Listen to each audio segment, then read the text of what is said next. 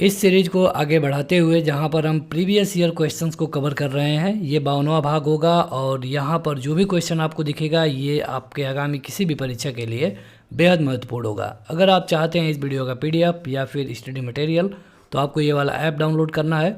Direct link video के description में और पहले कमेंट बॉक्स पर मिल जाएगा। देखिए शुरू करते हैं। एक क्वेश्चन 4 विकल्प और ये क्वेश्चन जहाँ पूछा गया है ये यहाँ पे दिखेगा। क्वेश्चन है कि भारतीय न्यायपालिका का अध्यक्ष कौन होता है। न्यायपालिका का अध्यक्ष अगर पूरे देश का पूछता तो एक बात समझ में आती, लेकिन ये क्वेश्चन एमटीएस में पूछा गया था 2014 में कि न्यायपालिका का अध्यक्ष कौन है। तो बताइए, लगभग 2 सेकंड में आपको अपना उत्तर बता देना है। देखिए यहाँ पर सही उत्तर होगा कि पूछा गया है कि न्यायपालिका का अध्यक्ष कौन होता है, तो ये होता है सर्वोच्च न्यायालय। कोई भी, चाहे हाई कोर्ट हो या फिर कहीं का हाई कोर्ट या फिर जिला वाला, सबका अगर मेन अध्यक्ष कोई है तो यह है सुप्रीम कोर्ट। अगला है कि भारतीय उच्चतम न्यायालय के न्यायाधीशों की नियुक्ति कौन करता है। उच्चतम न्यायालय मतलब सुप्रीम कोर्ट। सुप्रीम कोर्ट में जजों की नियुक्ति कौन करता है। तो देखिए सुप्रीम कोर्ट में जजों की नियुक्ति करने के लिए एक कोलोजियम होती है और कोलोजियम कुछ लोगों के नाम का सिफारिश करता है। अब ये जो लिस्ट होती है राष्ट्रपति के पास जाती है और यहाँ पर तब जाकर के उनको नियुक्ति मिलती है, यानी कि सही उत्तर होगा राष्ट्रपति। ये भी क्वेश्चन एमटीएस 2014 में पूछा गया था। अगला क्वेश्चन है कि भारत में वर्ष 2009 में निम्नलिखित में से किस उच्च न्यायालय में समलैंगिक यौन संबंधों को कानूनी करार दिया। जो समलैंगिक यौन संबंध है इनको कानूनी रूप से सही बता दिया कहाँ का हाई कोर्ट और कब, ये पूछा है। अगर कब आप देखेंगे तो क्वेश्चन में बताया गया है 2009, लेकिन डेट थी 2 जुलाई। जानकारी के लिए बस आप जान लीजिए 2009। और आईपीसी की धारा जो थी 377, इसके तहत जो दिल्ली हाई कोर्ट है इसने एक अहम फैसला दिया और इसमें कहा गया कि समलैंगिकता यानी अपनी इच्छा से समलैंगिक संबंध बनाना अब अपराध नहीं माना जाएगा। तो 2009 में दिया दिल्ली हाई कोर्ट ने। अगला है कि स्वाधीनता का सबसे महत्वपूर्ण सुरक्षोपाय क्या है। स्वाधीनता का सबसे महत्वपूर्ण, तो ये है निरपेक्ष न्यायपालिका। मतलब कि अगर देखिए, अगर आप स्वाधीन रहना चाहते हैं तो कहीं ना कहीं आपको न्यायपालिका पे तो डिपेंड रहना पड़ेगा, क्योंकि आप देखेंगे कहीं की स्टेट गवर्नमेंट होगी तो आपको टारगेट कर सकती है। वहाँ पर जो सीएम होगा या फिर कोई मंत्री होगा, कोई विधायक होगा, तो सरकार आपको टारगेट कर सकती है अगर आप सरकार के खिलाफ रहे हो तो। हालांकि सभी लोग ऐसा नहीं करते हैं, लेकिन कुछ लोग करते हैं।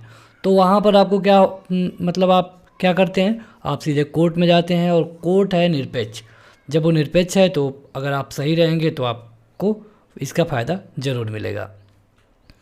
उच्चतम न्यायालय के मुख्य न्यायाधीश की नियुक्ति कौन करता है। सुप्रीम कोर्ट के मुख्य न्यायाधीश की नियुक्ति के बारे में पूछा गया है, तो ये क्वेश्चन बेहद आसान है क्योंकि ये किया जाता है राष्ट्रपति के द्वारा। 2014 सीजीएल टायर 1 का ये क्वेश्चन है। देखिए आपको बस यही करना है, इस तरह की जो भी सीरीज आती है क्वेश्चन देखने के बाद 1 से 2 सेकंड में आपको अपना उत्तर बता देना है। पटना उच्च न्यायालय की स्थापना कब हुई थी। पटना उच्च न्यायालय अगर एकदम एग्जैक्ट डेट पूछ ले तो वैसे तो 1916 में की गई थी, लेकिन एग्जैक्ट डेट पूछ ले तो ये था 3 फरवरी 1916। और इसके बाद इसमें कुछ बदलाव हुआ 1935 का जब अधिनियम आया तो फिलहाल इस क्वेश्चन का उत्तर था 1916 3 फरवरी। बिहार के एसएससी द्वितीय स्नातक स्तर के प्रारंभिक परीक्षा में ये पूछा था। कोलकाता में उच्चतम न्यायालय की स्थापना किसके द्वारा की गई थी। कोलकाता में, अभी तक पटना में पूछा गया था, अब कोलकाता में पूछा गया है। तो कोलकाता में सबसे पहले सुप्रीम कोर्ट बना था, आपको पता होना चाहिए। ये बना था 1773 के विनियम अधिनियम के द्वारा, मतलब जिसको हम रेगुलेटिंग एक्ट बोलते हैं। रेगुलेटिंग एक्ट में इसके जो मेन जज बनाए गए थे उनका नाम था सर इलियाज इम्पे, ठीक है। और 3 जज और थे। और अगर आप इस कोर्ट के फैसले से संतुष्ट नहीं थे तो आपको सीधे सीधे ब्रिटेन में जाकर के उस केस को चैलेंज करना होता था। तो ये था 1973 में। अगला है कि अंतिम अपीलीय न्यायालय कौन सा है। मतलब अगर आपको जिला से कोई फैसला मिला है और आप उससे संतुष्ट नहीं है तो आप हाई कोर्ट चले जाते हैं, हाई कोर्ट से नहीं मिला तो आप सुप्रीम कोर्ट चले जाते हैं। तो पूछा है कि अंतिम कौन है जहाँ पर आप अपने मामले की अपील कर सकते हैं, तो ये है सुप्रीम कोर्ट। सुप्रीम कोर्ट से बड़ा कोई नहीं है कोर्ट। देश का प्रथम विधि अधिकारी कौन होता है। प्रथम विधि अधिकारी। और प्रथम विधि अधिकारी कहने का क्या मतलब है, तो प्रथम विधि अधिकारी कहने का ये मतलब है कि जो सरकार के के पक्षों को रखे मुख्य कानूनी अधिकारी हो, इसे हम कहते हैं महान्यायवादी। और ये चीज़ें किस आर्टिकल में बताई गई हैं, ये कई बार पूछा है। आर्टिकल 76। आर्टिकल 76 में बताया गया है महान्यायवादी के बारे में, और कहा गया है कि वो भारत सरकार का विधि संबंधी विषयों पर सलाह देगा, और ये राष्ट्रपति को भी दे सकता है, और वो अपने कर्तव्यों का पालन करेगा। राष्ट्रपति अगर चाहें तो उसको निर्देशित भी कर सकते हैं। तो ये सारा है इस क्वेश्चन का सही उत्तर। निम्नलिखित में से किसका संबंध उच्चतम न्यायालय की सलाहकार अधिकारिता से है? किसका संबंध है उच्चतम न्यायालय के सलाहकार अधिकारिता से? देखिए, इसके लिए सही उत्तर होगा कानून अथवा तथ्यों के बारे में राय मांगने वाले भारत के राष्ट्रपति। इसका मतलब ये है कि जो उच्चतम न्यायालय मतलब सुप्रीम कोर्ट है, ये राय दे सकता है, सलाह दे सकता है किसको? भारत के राष्ट्रपति को, अगर राष्ट्रपति मांगते हैं तो। अब राष्ट्रपति के ऊपर है कि वो सलाह को माने या फिर ना माने। भारत में सर्वोच्च कानूनी पद को कौन संभालता है? सर्वोच्च कानूनी पद को कौन संभालता है? अभी जो पहला क्वेश्चन आप देख चुके हैं, जिसको हम अटॉर्नी जनरल भी बोलते हैं, यानी कि महान्यायवादी। ठीक है, ये प्रथम कानूनी अधिकारी भी होता है। भारत के उच्चतम न्यायालय की केंद्र और राज्यों के बीच विवादों के निर्णय की शक्ति किसके अधीन आती है? मतलब अगर केंद्र और राज्य में कोई झगड़ा हो तो इसको देखने का पावर किसके पास है? क्वेश्चन में कहा गया है कि ये शक्ति किसके अधीन आती है, देखने का पावर नहीं पूछा गया है। तो ये है मूल क्षेत्राधिकारिता। अगर इस तरह का कोई प्रॉब्लम होगा तो इसे सीधे सुप्रीम कोर्ट में ले जाया जाता है, सुप्रीम कोर्ट देखता है। जनहित याचिका का मतलब क्या है? आप हमेशा सुनते हैं कि इस मामले पर जनहित याचिका पड़ी है, तो जनहित याचिका का मतलब क्या है? जनहित याचिका मतलब PIL, और PIL का मतलब क्या होता है कि किसी भी व्यक्ति द्वारा अदालत में जनहित में लाया गया कोई भी मुकदमा हो, उसको हम जनहित याचिका कहते हैं। ठीक है, तो ये होगा इसके लिए तीसरा वाला सही। PIL आप कहाँ डालेंगे? या तो हाई कोर्ट में या फिर सुप्रीम कोर्ट में। ठीक है, इसके अलावा आप कहीं PIL दायर नहीं कर सकते हैं। शारदा अधिनियम का संबंध किससे है? शारदा अधिनियम के बारे में आप पढ़ते हैं, सुनते हैं, तो ये शादी से है, लेकिन किस तरह की शादी से? तो छोटे बच्चों की, यानी कि बाल विवाह। बाल विवाह रोकथाम अधिनियम 1929 में आया, और इसे हम शारदा अधिनियम के बारे में ही जानते हैं। पहले क्या था कि 14 साल से कम वालों की भी शादी हो जाती थी, तो यहाँ पे बढ़ा करके 18 साल किया गया, लड़कों की उम्र 21 साल किया गया। लेकिन अभी जो 2022 की हम बात करें तो एक कानून आने वाला है जिसमें लड़कियों की उम्र भी 21 साल किए जाने का प्रावधान है। हालांकि जब ये पास हो जाएगा तो ये भी कानून बन जाएगा। अधीनस्थ न्यायालयों को पर्यवेक्षण कौन करता है? जो नीचे वाले न्यायालय होते हैं उनकी देख रेख कौन करता है, ये पूछा गया है इस क्वेश्चन में। उसमें नियुक्ति करना, तो नीचे वाले न्यायालयों में कौन करेगा? उच्च न्यायालय। ठीक है, जो नीचे वाले न्यायालय हैं। लेकिन अगर ये पूछा गया होता कि उच्च न्यायालय में देख रेख कौन करता है, तो उच्चतम न्यायालय। तो यहाँ पर नीचे वाले न्यायालय पूछा गया है, यानी कि सही उत्तर होगा उच्च न्यायालय, मतलब कि हाई कोर्ट। भारतीय दंड संहिता के अनुच्छेद 124A के तहत क्या आता है? 124A मतलब जो IPC होता है, IPC में क्या है 124A? यह है राजद्रोह। राजद्रोह है IPC 124A में। और यहाँ पर जो अब मतलब पुराना कानून है, ये 1870 में ही आया था, लेकिन इसमें कई सारे बदलाव करके इसको IPC में शामिल किया गया। जब कोई निचली अदालत अपने अधिकार क्षेत्र का अतिक्रमण करके किसी मुकदमे की सुनवाई करता है, तो ऊपर की अदालतें, उच्च न्यायालय या फिर उच्चतम न्यायालय या सर्वोच्च न्यायालय, उसे ऐसा करने से रोकने के लिए क्या जारी करेगा?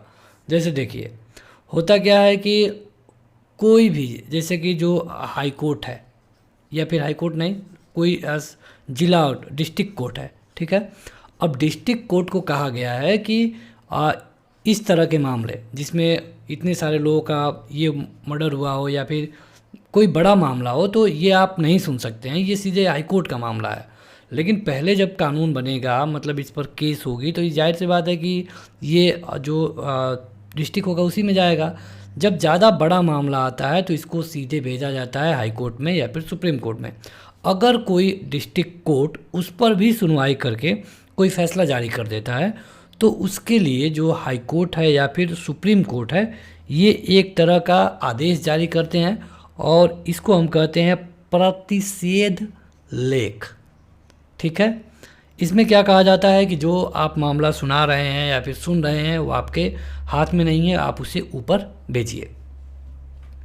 निम्नलिखित भारतीयों में से किसने अंतर्राष्ट्रीय न्यायालय के अध्यक्ष के रूप में कार्य किया है? क्वेश्चन काफ़ी पुराना है, बहुत बार पूछा गया है, तो आप बताइए अंतर्राष्ट्रीय न्यायालय में, और यह है न्यायमूर्ति नगेंद्र सिंह। 2017 में क्वेश्चन पूछा गया था। अंडमान और निकोबार द्वीप समूह का उच्च न्यायालय भारत के किस राज्य में स्थित है? उच्च न्यायालय की बात की गई है, बताइए। तो यह है आपके पश्चिम बंगाल में, क्योंकि यह है कलकत्ता हाई कोर्ट। अगला है कि निम्नलिखित में से किस देश में न्यायिक समीक्षा प्रणाली का उद्भव हुआ था? न्यायिक समीक्षा प्रणाली मतलब कि एक कानून या फिर जो आदेश है इसकी समीक्षा करना। जैसे क्या होता है कि अगर आप भारत में देखेंगे तो लोकसभा कोई बिल आई, पास हो गई, राज्यसभा वही बिल गई, पास हो गई, राष्ट्रपति का सिग्नेचर हो गया, कानून बन गया। लेकिन इसको रिव्यू करने का अधिकार सुप्रीम कोर्ट के पास है। यहाँ पर आप देखेंगे 550 लोग, यहाँ 250 लोग, यहाँ एक, इतने लोगों ने मिलकर उसको पास किया है। लेकिन अगर सुप्रीम कोर्ट चाहे तो इसके रिव्यू कर सकता है, और अगर ये फैसला संविधान के अनुरूप नहीं रहा तो सुप्रीम कोर्ट को पावर है कि यह इसे बदल भी दे। तो कहा गया है कि ऐसा पहले सबसे पहले कहाँ हुआ, तो ये हुआ यूएसए मतलब कि अमेरिका में, और हम लोगों ने भी अमेरिका से ही इसको लिया है। तो चलिए बताइए कि हमने मौलिक कर्तव्य कहाँ से लिया है? मौलिक कर्तव्य हमने कहाँ से लिया है, ये आपको हमें कमेंट करके बताना होगा। अंडमान और निकोबार द्वीप समूह का उच्च न्यायालय, तो ये हम बता चुके हैं। आगे बढ़ते हैं, तो लक्षद्वीप का जो उच्च न्यायालय है किस राज्य में पड़ता है? लक्षद्वीप वाला, तो ये पड़ता है आपका केरल में। केरल राज्य का जो उच्च न्यायालय है वो लक्षद्वीप का मामला भी देखता है। भारत के मुख्य न्यायाधीश को कौन नियुक्त करता है? क्वेश्चन पुराना है, काफ़ी आसान है, क्योंकि मुख्य न्यायाधीश को नियुक्त करने का पावर केवल एक ही व्यक्ति के पास है, और यह है राष्ट्रपति। भारत में किसी देश के कानून से ऊपर माना जाता है? कौन ऐसा है जो कि कानून से ऊपर है, बताइए। काफ़ी अच्छा क्वेश्चन है।